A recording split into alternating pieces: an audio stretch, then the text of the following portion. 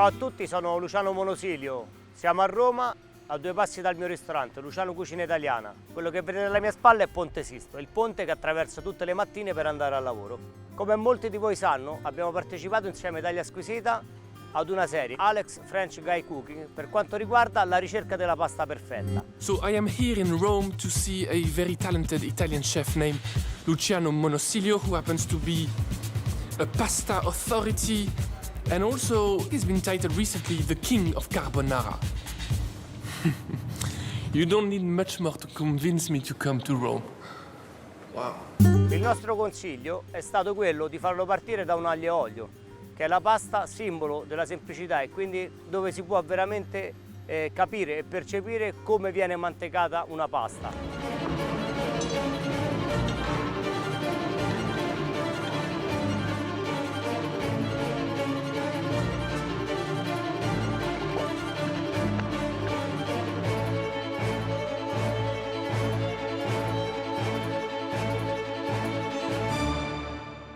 Dopo quel video sono arrivate molte richieste, quindi oggi vi svelerò tutti i segreti per fare un aglio olio perfetto e vedremo oggi anche alcune varianti di questo piatto. I've got high expectations.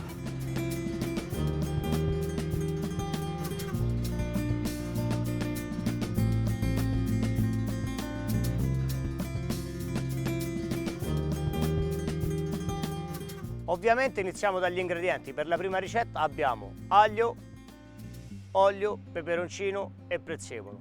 E in questo caso ovviamente l'ingrediente principale è la pasta. Il formato di pasta prediletto sono gli spaghetti per questa tipologia di preparazione. Quindi iniziamo con la ricetta classica. Prendiamo l'aglio, lo puliamo, togliamo l'anima. Questo passaggio è molto importante. Togliere l'anima perché ci renderà l'aglio più digeribile. A questo punto frantumiamo l'aglio aiutandoci con il coltello, lo spalmiamo per bene e creiamo una pasta. Come vedete abbiamo preparato l'aglio, ma l'aglio in questo caso l'abbiamo fatto diventare una pomata. Quindi l'abbiamo sì tolto l'anima, ma con l'aiuto della lama del coltello l'abbiamo reso proprio liscio ed omogeneo. Questo perché? Perché quando andremo a stufare l'aglio verrà incorporato completamente all'interno della salsa e alla fine del piatto non ci ritroveremo questi pezzettoni che tante volte soltanto alla vista possono essere fastidiosi. Anche questo piccolo accorgimento in questo caso ci aiuterà a rendere alla fine il piatto di pasta, quindi l'aglio e olio, molto più cremoso, perché noi avremo una pasta d'aglio e non un trito d'aglio. Andiamo in padella con olio insieme anche a dei gambi di prezzemolo, aglio, peperoncino. Ovviamente anche il peperoncino deve essere ben tritato. A questo punto ci spostiamo sul fuoco, caliamo la pasta, aggiungiamo un mestolo d'acqua all'interno della padella. Facciamo stufare il tutto, quindi non andiamo ad elaborare, quindi a preparare un vero e proprio soffritto, ma stufiamo gli ingredienti. Questo perché andiamo anche a recuperare tutte le note aromatiche, quindi la gamma aromatica che ha il peperoncino in sé, quindi ritroviamo il suo sapore dolce del peperone e la nota vegetale dei gambi di prezzemolo. Una volta stufati, scoliamo la pasta, la mettiamo in padella e iniziamo a mantecare. Mantechiamo con un filo d'olio a crudo e ovviamente facendo molta attenzione aggiungiamo piano piano dell'acqua, perché è molto importante che nella fase di mantecatura l'emulsione sia omogenea. Quindi cosa vuol dire? Che noi per fare un'ottima emulsione abbiamo sempre bisogno di 2 parti di liquido neutro, in questo caso l'acqua, e una parte di liquido grasso, in questo caso l'olio.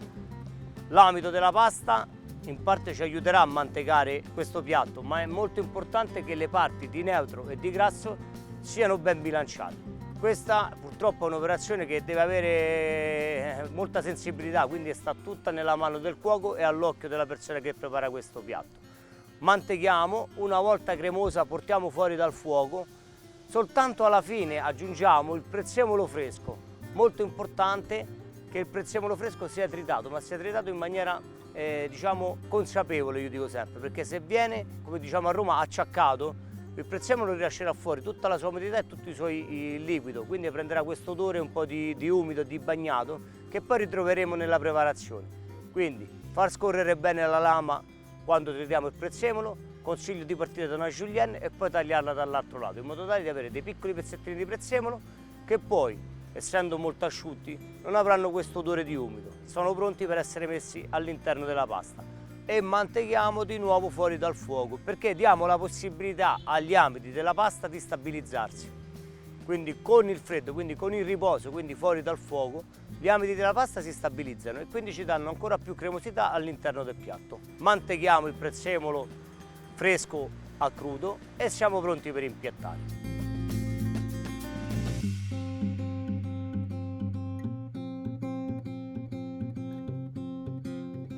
Terminiamo con un'altra spolverata di prezzemolo tritato.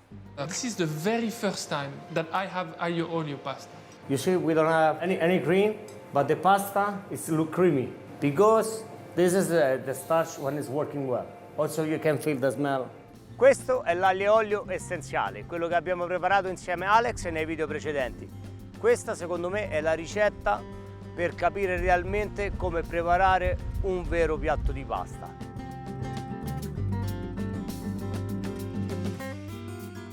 Adesso vi farò vedere altre due ricette che si svilupperanno sull'utilizzo dell'aglio. La prima ricetta che vi mostrerò è una ricetta che ricalca in pieno quella tradizionale, ma andiamo soltanto a sostituire la tipologia d'aglio. In questo caso utilizziamo un aglio nero. Un aglio nero è un aglio fermentato, è un elemento diciamo di nuova generazione perché ha preso piede negli anni 2000. È un aglio fermentato che è stato sviluppato nei paesi asiatici, soprattutto in Corea. Come viene fatto? Mantenendo una temperatura costante e il controllo dell'umidità. La cosa particolare, quindi le note che caratterizzano questo aglio, sono le sue note balsamiche e il suo colore. Quindi andiamo a togliere completamente il sapore dell'aglio classico, ma viene sostituito da queste note balsamiche di liquirizia e dal colore nero. La consistenza dell'aglio è molto differente da quello tradizionale bianco, è un aglio molto cremoso. A questo punto non ci resta soltanto che toglierlo dalla sua buccia e metterlo in padella e con l'aiuto di una spatolina mescolarlo e quindi renderlo una pasta con il liquido, quindi l'acqua e l'olio.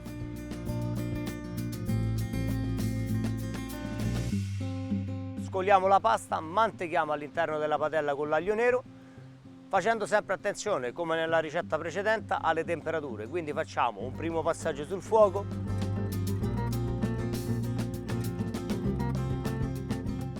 mantechiamo di nuovo fuori dal fuoco con olio extravergine, sempre per lo stesso motivo, dobbiamo stabilizzare gli amidi.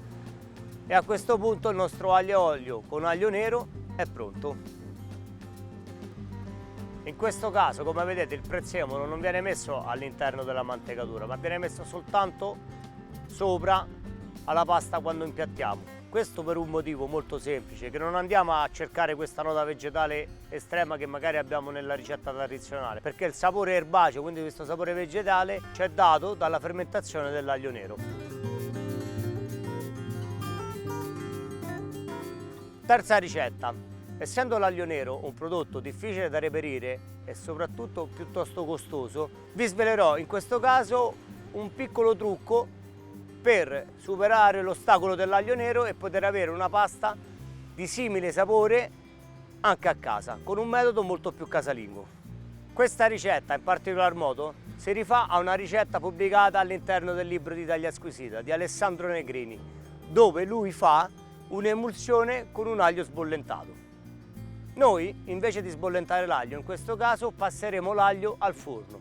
Quindi prendiamo la testa d'aglio, tagliamo la parte superiore, la copriamo con una carta argentata e la forniamo a 220 gradi per 45 minuti.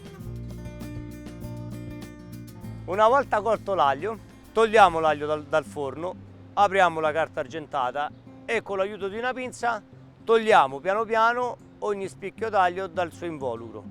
A questo punto lo mettiamo all'interno di un contenitore, mettiamo olio extravergine d'oliva, un mestolo di acqua di cottura ed emulsioniamo con un frullatore a immersione. Ottenuta questa crema, la lasciamo riposare a temperatura ambiente. La pasta sarà pronta, scoliamo la pasta all'interno di una padella. Come vedete nella padella non c'è né aglio, né olio e né peperoncino in questo caso. Recuperiamo la nostra salsa emulsionata e la andiamo a versare. Mantechiamo fuori dal fuoco per un breve periodo. Con questa tecnica abbiamo una pasta che è estremamente cremosa perché noi andiamo ad incorporare una salsa già emulsionata. A questo punto lasciamo riposare per un minutino, anche in questo caso perché gli amidi della pasta si devono stabilizzare, quindi devono entrare in unione con la salsa. Con l'aiuto di un mestolo e una pinza andiamo ad impiattare. Molto importante è ricompletare il piatto sempre con questa salsa emulsionata per recuperare tutte le note di peperone e di piccante che sono nel classico aglio, olio e peperoncino. Non abbiamo messo prezzemolo, non volevo togliere, quindi distogliere l'attenzione da queste note tostate dell'aglio. Completiamo con la salsa emulsionata e una polvere di paprika piccante affumicata. Ciao Alex, spero che queste ricette ti siano di ispirazione per altri tuoi nuovi video e anche per le persone a casa che questi consigli siano utili per creare nuove ricette di aglio, olio e peperoncino. E sarei molto felice di riaverti qui insieme ai ragazzi di Italia Squisita. Un saluto da Luciano, ci vediamo alla prossima.